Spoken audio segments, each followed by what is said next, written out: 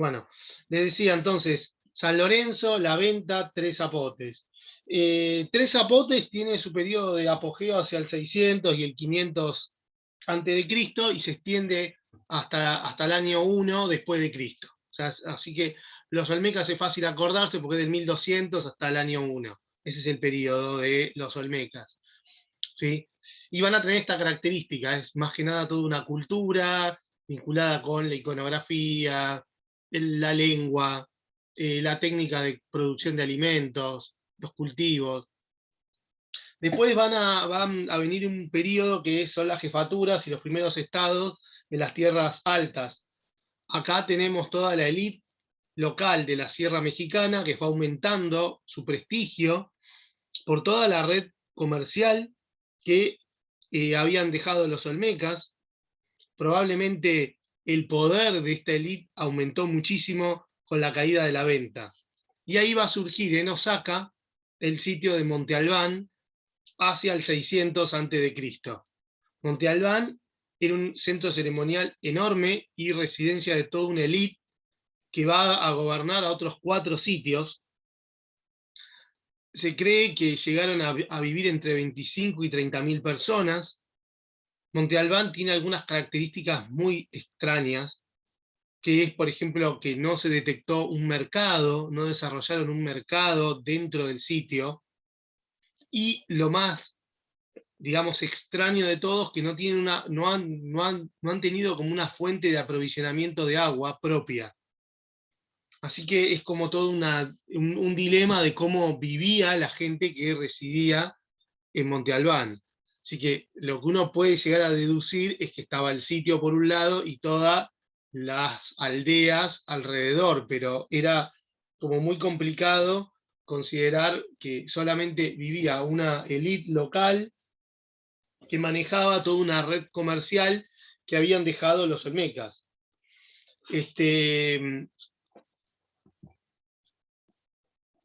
Ya en la cuenca de México, la cuenca de México es toda la parte central que está entre las sierras madres. Vieron que México tiene una sierra oriental y occidental. Es toda una planicie que está a 2.400 metros de altura, que tiene la presencia de lluvias irregulares y escarcha invernal, que esto va a incidir en una temprana sedentarización de los primeros agricultores en estos lugares, que van a registrarse entre el 1500 y el 1300 a.C. La población de la cuenca aumenta muchísimo entre el 1150 y el 650, entre ese periodo antes de Cristo, donde llega a 25.000 personas. Y allí se va a desarrollar un sitio muy importante y que además se va a extender durante mucho tiempo, que es el sitio de Huicuilco. Huicuilco tiene un periodo digamos, de gran importancia entre el 300 y el 100 a.C., con una población que va a superar a las 100.000 personas. Se habla de 120.000, 140.000, algunos hablan de 150.000 personas. Y al norte de Huicuilco está el sitio de Teotihuacán, que este sí es más conocido, y que se va a desarrollar a partir del cultivo por chinampas. Las chinampas es, para que ustedes se hagan relación, lo que yo tengo a mi espalda. Como verán, eran como balsas artificiales hechas con distintos sedimentos digamos, de tierra que se le ponían algunos palos, algunas maderas que oficiaban de estructura, y en el interior se cultivaba. A ver, voy a compartirles, ya que hoy les compartí la rosa y quema, les voy a compartir la chinampas.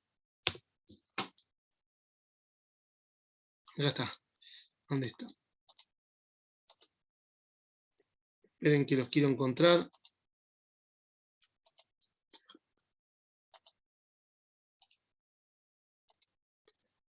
Esta es una técnica de cultivo que también se utiliza en la actualidad, como verán, estas son chinampas actuales, ¿sí? Pero la estructura era más o menos esta. Se hacían algunas balsas donde se cultivaban distintas cosas, y distintos productos, distintas cosas. Acá está la descripción de la chinampa también. Y, y lo que sí se hacía era realizar algún tipo de canal, alguna obra como para poder irrigar la tierra, el cauce de un río, por ejemplo, para que pueda mantener, digamos, con irrigación a esto durante la mayor parte del año, ¿no? Teotihuacán, digamos, va a desarrollar mucho el cultivo por chinampas, y esto lo van a heredar posteriormente la sociedad del posclásico, como los aztecas, por ejemplo.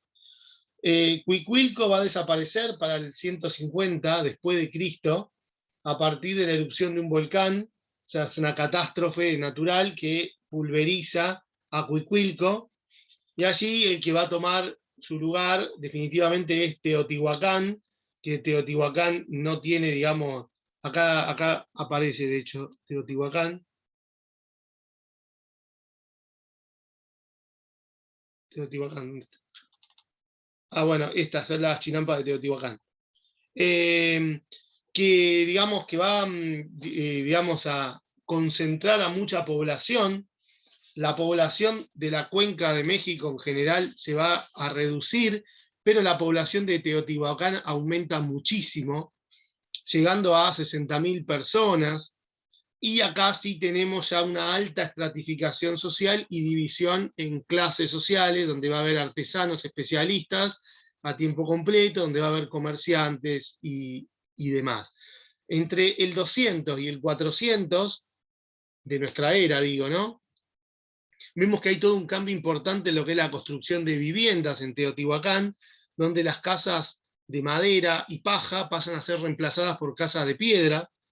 Esto va a sugerir de que había personas que podían tener casas de material más duradero y otras que no. Hay algunas semejanzas estilísticas entre Teotihuacán y Monte Albán, así que se piensa que había algún tipo de relación entre ambos sitios, Monte Albán y Teotihuacán. Entre el 450 y el 650 es como el periodo de mayor esplendor. Teotihuacán va a pasar a ser un lugar de residencia de más de 125.000 personas, dentro de las cuales 2/3 eran campesinos, y que van a vivir alrededor del sitio, ¿no? Teotihuacán va a ejercer también mucha influencia cultural en otros lugares. Esto se puede ver a partir de la cerámica de Teotihuacán, que va a llegar a lugares como Cholula, que es otro sitio que va a estar en la zona del Valle de Puebla, y incluso a lo que son las sierras de Guatemala también llega la influencia teotihuacana. Lo que sí no hay registros es de una violencia sostenida, o sea, acá hay como todo un tema de cómo ejercía el dominio Teotihuacán. Sí existía todo un sistema, una red de caminos que probablemente vinculaban de manera directa Teotihuacán con otros lugares, pero probablemente haya habido algún grado de intimación, pero no había como un grado de violencia directa, de una coacción directa. Incluso la influencia de Teotihuacán va a llegar a las tierras mayas, que van a ser grandes compradoras de cerámica de Teotihuacán. Pero para el 600 de nuestra era, hablando siempre, los mayas del Petén van a dejar de comprar cerámica teotihuacana. Y esto nos habla de que probablemente estamos ya en el periodo de la decadencia de Teotihuacán, que va a hacerse bien visible para el 700. Ya para el 750 Teotihuacán es abandonada y quemada. Y a partir de la crisis de Teotihuacán se genera todo un gran vacío de poder en toda la cuenca de México, y es el periodo donde finaliza el periodo clásico y ya tenemos al posclásico. Hay muchas teorías que van a estar presentes en relación a por qué se da la caída de Teotihuacán. Este es un sitio muy importante que este sí es como para que lo anoten, para que lo vean puntualmente. Fiedel, que es la bibliografía que ustedes tienen para leer, habla de que Teotihuacán va a caer a partir de la disminución de lluvias. periodo de sequía sostenido en toda la cuenca de México, que va a generar conflictos, o sea, problemas económicos. Piensen que en una sociedad agrícola que haya crisis de lluvias era como hoy que haya, no sé, una disparada de la moneda y la gente no pueda ir y comprar su comida, o sea, era todo un tema. Y también la aparición de otro centro que va a competir, que en realidad un centro que ya existía, pero que cada vez va a tener más importancia, que es Cholula, que es una ciudad-estado que al principio tenía la influencia, pero después pasa a ser rival de Teotihuacán, pero que estaba como una posición estratégica mejor a Teotihuacán en relación a las rutas comerciales que se dan entre lo que es el Valle de Oaxaca, la costa del Golfo y el Petén, o sea que unificaban todo un mercado en toda la zona sur. Así que hay como distintas teorías, pero sí que Teotihuacán está considerado para muchos autores como el primer estado de América, la primera ciudad, de hecho, propiamente dicha de América, Teotihuacán. Cuando yo me refería a Teotihuacán, no sé si ustedes tienen noción de dónde está o dónde estaba ubicado. Teotihuacán estaba donde hoy es parte de la Ciudad de México. Ahí estaba Teotihuacán. De hecho, están las ruinas, para el que vaya a México las puede ir a visitar. Estaba puntualmente al noreste del lago Texcoco. Luego allí se van a desarrollar otras culturas como los toltecas y más adelante los aztecas, que van a tener como su centro neurálgico lo que hoy es la Ciudad de México, que después pasa a ser su capital, ¿no? El ambiente de Teotihuacán era de por sí árido y van a desarrollar cultivos a partir de obras de irrigación, pero sabemos que hay toda una crisis ecológica que es donde va a estar presente, y esto para que lo pensemos con temas del pasado que se repiten en el presente, que es la tala de bosques excesiva. Probablemente una tala de bosques trajo un cambio climático, donde además se sumó una merma de la pluviosidad, o sea, una reducción de lluvias, y esto va a generar desórdenes sociales, guerras, conflictos. Piensen que Teotihuacán ejerció una influencia enorme en una red comercial, y a partir de la caída de Teotihuacán toda esa red comercial queda dislocada. La sociedad de Teotihuacán es una sociedad altamente estratificada. Ya les había comentado, comenzaron con 30, 35 mil personas, pero después pasamos a cientos de miles, así que era como un sitio que si uno lo comparaba con las ciudades europeas de la época era muy importante. Y va a tener toda una arquitectura muy puntual Teotihuacán. A ver si yo les puedo poner acá arquitectura de Teotihuacán. Ustedes están viendo mi pantalla, ¿no? Bueno, como pueden, hoy las ruinas que han quedado son estas, pero ven que Teotihuacán tenía como una avenida o una calle central, ¿sí? Que estaba ubicada en un eje norte-sur, y la ciudad estaba dividida en 4 sectores. Por un lado estaba todo el complejo ceremonial, donde hay más de 100 santuarios y distintas pirámides, como las que se pueden ver acá, donde se hacían rituales, ¿no? En las terrazas.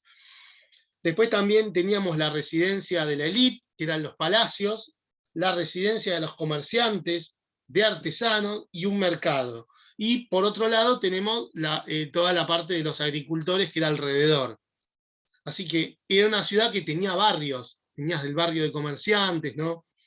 ¿Y por qué se produce la crisis de Teotihuacán? Bueno, hay un patrón que se va a desarrollar desde el 200 a.C., pero que se va a ir incrementando a lo largo del tiempo, que es que se registra una reducción de los huesos y el aumento de caries en los dientes, digamos, que se han registrado a partir de los estudios arqueológicos, ¿no?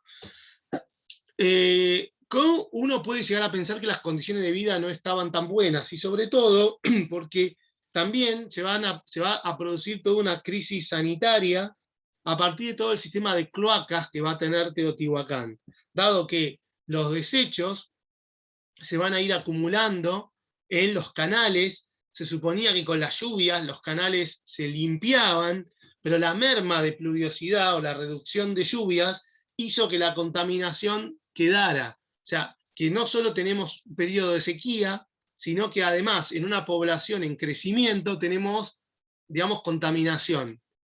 Y esto va a contribuir al colapso de Teotihuacán y también va a coincidir con la crisis de los mayas clásicos, que ahora me voy a referir. Así que la caída de Teotihuacán es muy importante porque va a significar todo el inicio del periodo posclásico, que va a ser un periodo digamos, muy militarista, ¿sí? Donde va a haber muchos conflictos y donde no va a haber un centro, digamos, hegemónico que dure por lo menos varios siglos.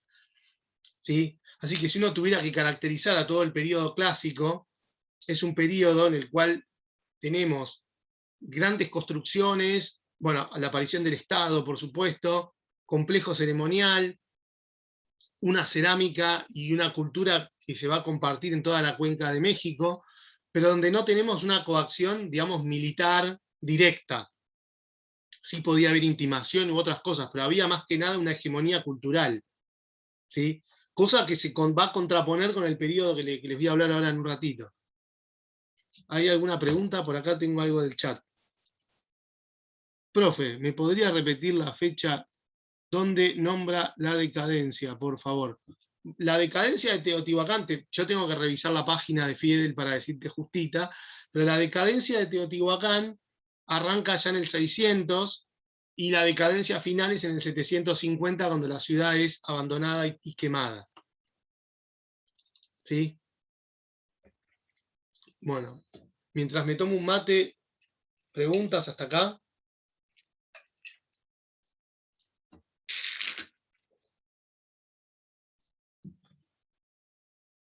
¿No? Consulta, profe, estas culturas que acabamos de caracterizar, ¿las podemos nombrar también para la segunda pregunta del primer trabajo? ¿Cómo Que dice? A ver, son las de... léemela. que dice, ¿cómo podría caracterizar el periodo preclásico y clásico según Fidel? Hacer Claro, referencia a las es culturas... lo que estuve hablando recién. Yo hoy les hablé del preclásico y del clásico en la cuenca, ahora les voy a hablar del clásico en las tierras bajas mayas. Pero tiene que ver con esto, Ah, con, profe. con lo que es aumento de la población, crecimiento del complejo ceremonial, vamos a decir, una dominación por las buenas, para decirlo de alguna forma, hegemónica. No hay una coacción militar directa, salvo alguna excepción. Ahora cuando veamos el posclásico se van a dar cuenta de lo que les hablo. En el caso de las tierras bajas mayas, y también es muy importante, porque la civilización maya es quizá la civilización más sofisticada de América. Los mayas vieron que desarrollaron todas actividades de estudios astronómicos, un calendario, una religión incluso. Claro, ¿no? Si uno se pone a pensar, el lugar donde vivían los mayas era un lugar inhóspito para el cultivo, un clima cálido y húmedo, una selva muy densa, el suelo era muy poco profundo y liviano para, digamos, lo que son los nutrientes que se necesita la tierra, y también era un lugar donde había pocas lluvias, ¿no? Entonces, ¿cómo pudieron desarrollarse los mayas? Bueno, a partir de todo un sistema conocido como la milpa o rosa y quema, que es un sistema que ya lo venían utilizando los olmecas, que los mayas lo van a perfeccionar. Como les había contado, los árboles se cortaban en diciembre, la vegetación seca se quemaba en abril, esto dejaba una rica capa de nutrientes que luego, sobre las cenizas, los campesinos, utilizando un palo cavador, podían sembrar calabaza, ají, maíz, porotos y otros productos que van a desarrollar de manera muy temprana, ¿no? Sin embargo, eh, se ha puesto en duda, ¿no?, de si los mayas realmente fueron urbanos, porque dada la cantidad de población y con la rosa y quema, ¿cómo podían alimentar a toda una población en crecimiento?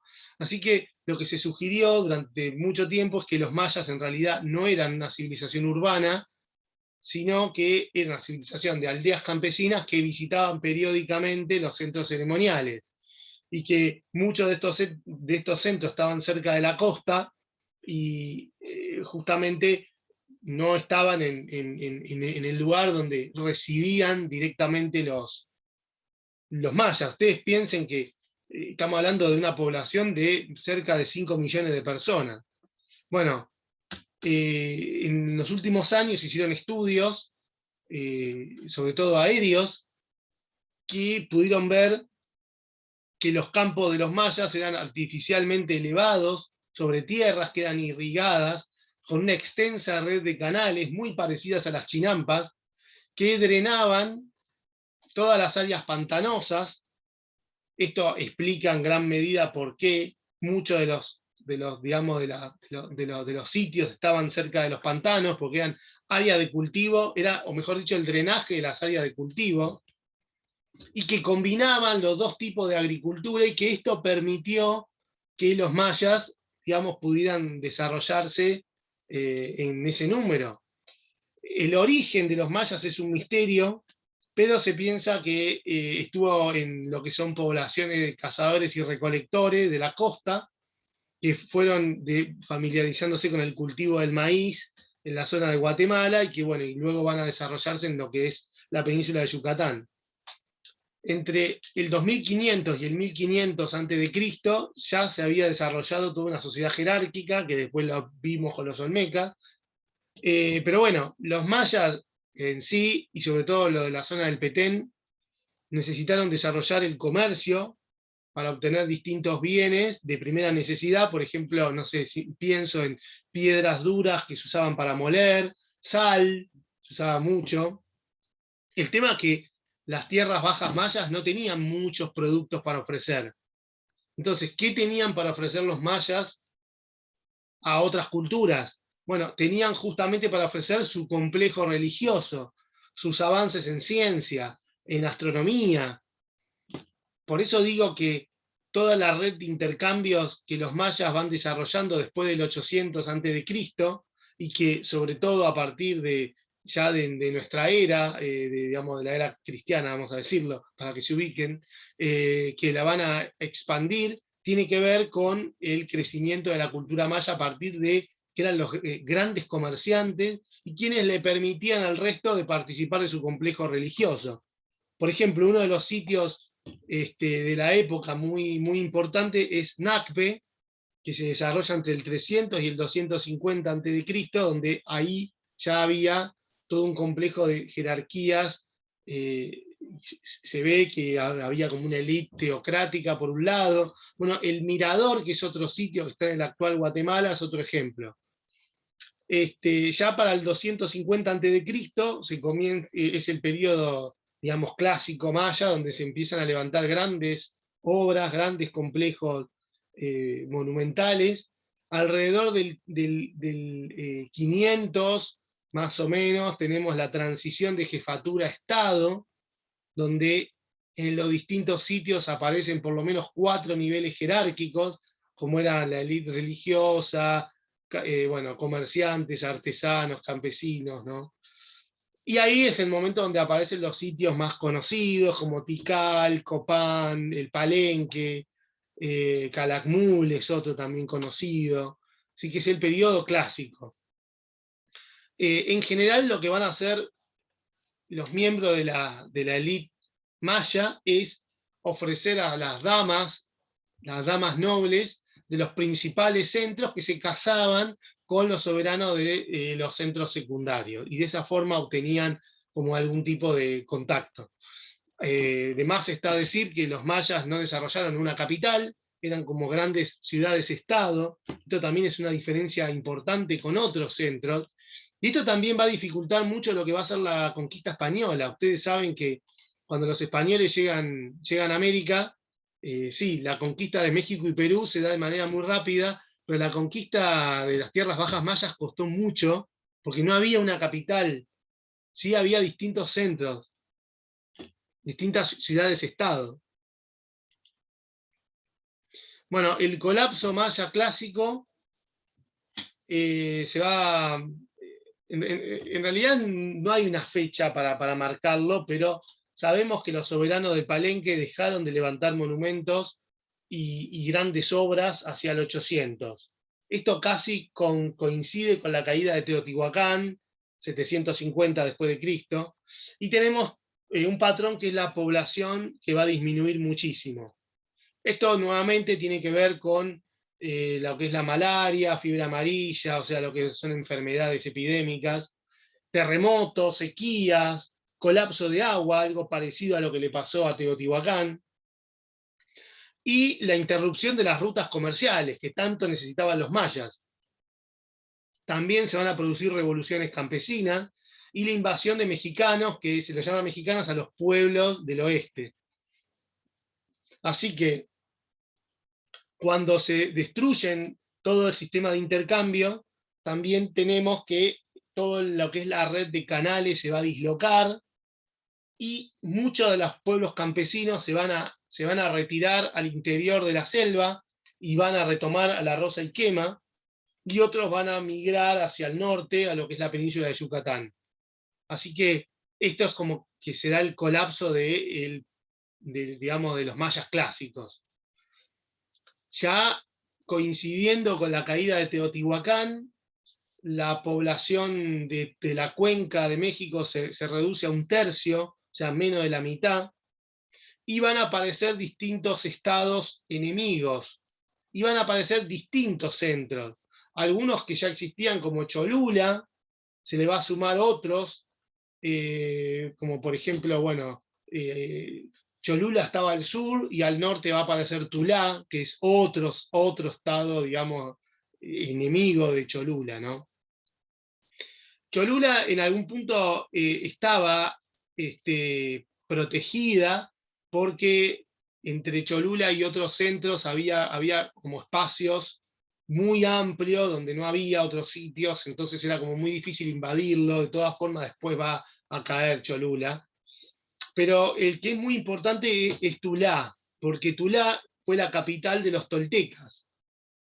Los toltecas capaz que les suena, porque son un pueblo muy guerrero, que se va a desarrollar a partir de Tulá, que es un sitio que va a ir absorbiendo emigrantes del sur y del norte de la cuenca.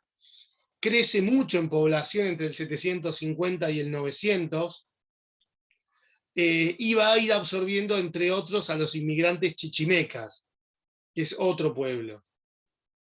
Los chichimecas siempre fueron como asociados con los pueblos más bárbaros, mientras que otras culturas como la nonoalca eran los considerados los civilizados, artesanos y sacerdotes. Así que Tulá fue como absorbiendo a varios sitios. Alrededor del 1100, Chichén Itzá, un sitio maya, es ocupado por los toltecas,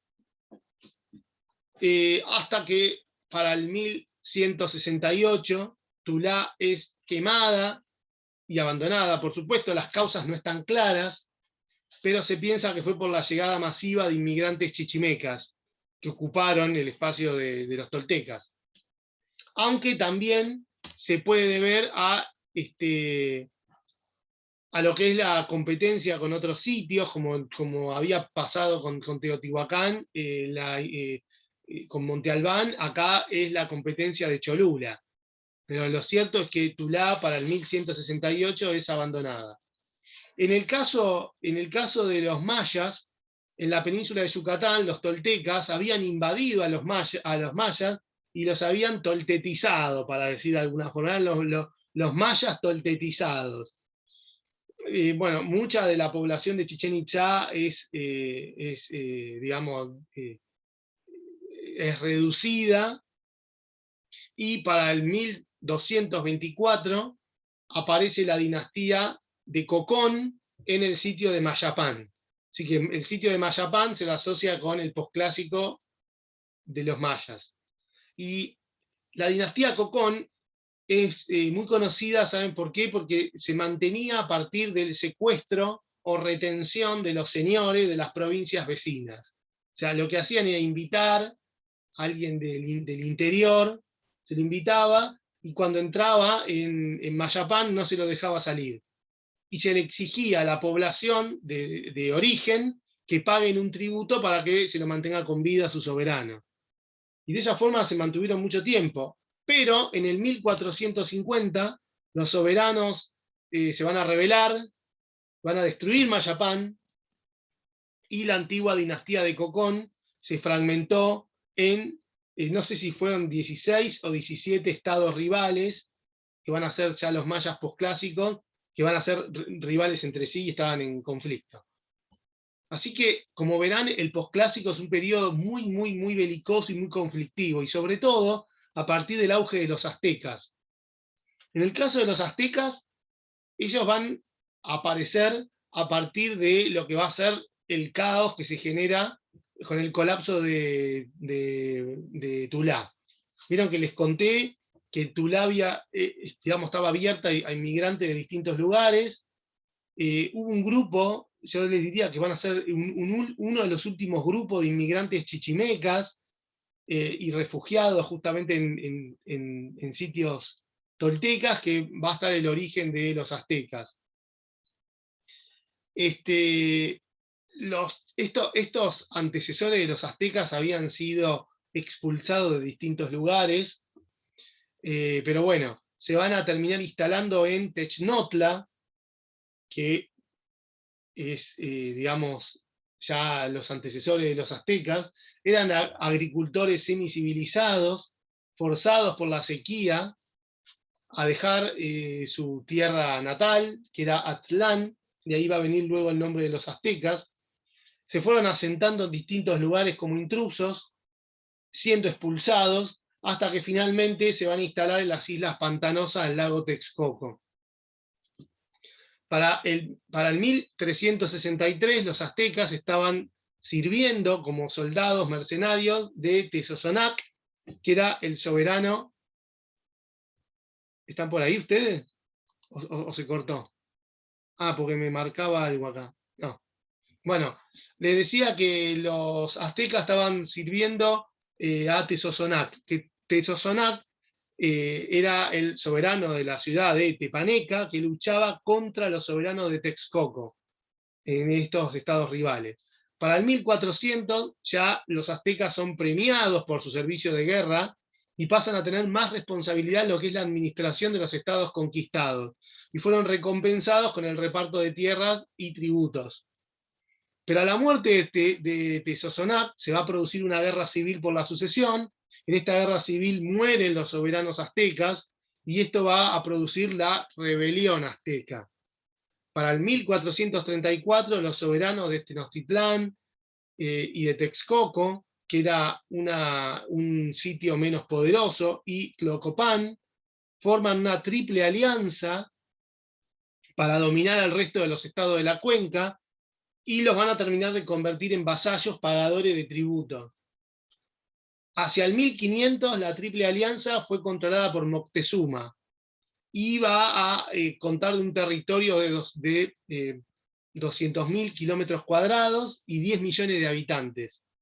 Así que piensen, ya la ciudad propia de Tenochtitlán cubría entre 12 y 15 kilómetros cuadrados y tenía casi medio millón de habitantes, era mucho más grande que muchas de las ciudades europeas de su tiempo.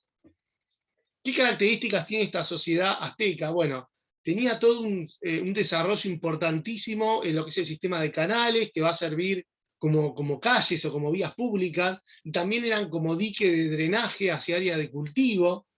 Los aztecas tenían distintos mercados, había dos principales, uno que estaba en el centro y otro que estaba en Tlatelo, que era la ciudad gemela, que después de 1500 fue absorbida por Tenochtitlán, y hoy es el mercado de Tlatelolco, y Tlatelolco, si lo llegan a googlear, es una plaza importante porque ahí está la Universidad de México, ahí, la UNAM.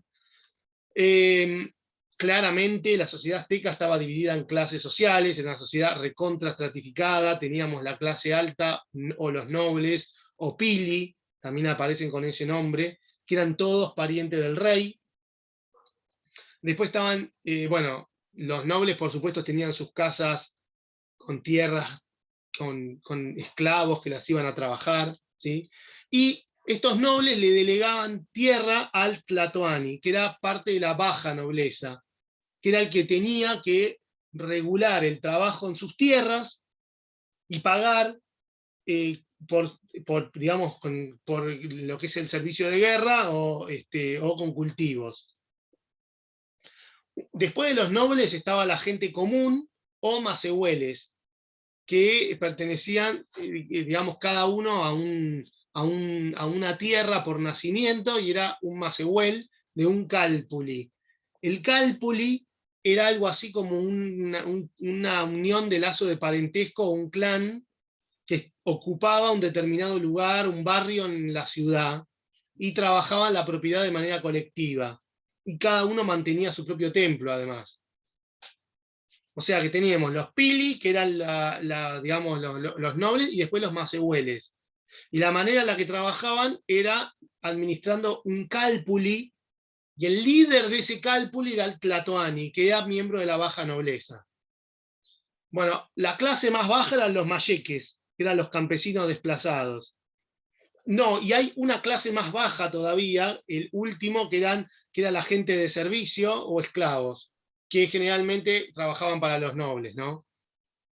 Era una sociedad que no había movilidad social, salvo para los pochetkas, y para digamos, que eran los guerreros, y para los comerciantes. Pero generalmente es una sociedad donde no había movilidad social. Bueno, intenté hacer como un resumen muy rápido de lo que es la parte de Mesoamérica. No sé cómo estamos de tiempo. ¿Ustedes están muy cansados para hablar un cachito de la zona andina? ¿Ahora en otro Zoom o andan bien? Digo, les Yo pregunto por mi esto. parte estoy bien. ¿Cómo? Por mi parte estoy bien, digo. Bueno, entonces hacemos una cosa, y digo esto antes de que se corte esto. Hacemos, que creo que va a dar el tiempo, si no armo otro link, pero entramos por el mismo link, una reunión más, y les voy a hablar algo de la zona andina. Igual todo esto está siendo grabado y después lo subo digamos, al campus. Pero bueno, ustedes no tienen que estudiarse, digamos, lo digo para el final, y lo digo también para la confección del trabajo práctico. No tienen que saber, digamos, cultura por cultura. Hay algunas que sí son muy importantes, como, digamos, como lo que es Teotihuacán, que para mí sintetiza lo que es el periodo clásico. Pero sí tener más o menos características del preclásico, del clásico y del posclásico. Y como verán, cambia mucho la organización de lo que es un Estado, la guerra, el conflicto, el tema de si era una dominación hegemónica o coactiva. ¿Sí? Que creo que lo tendrían que encarar por ese lado. Y otra punta también, para el día que les toque explicar este tema en la escuela secundaria, es hablar de las técnicas de cultivo, que me parece que también es algo que va a caracterizar a las distintas culturas que estuvimos viendo. La milpa, rosa y quema, chinampa, y la que vamos a ver en el próximo bloque, que son los pisos ecológicos. ¿Mm? ¿Estamos? Bien.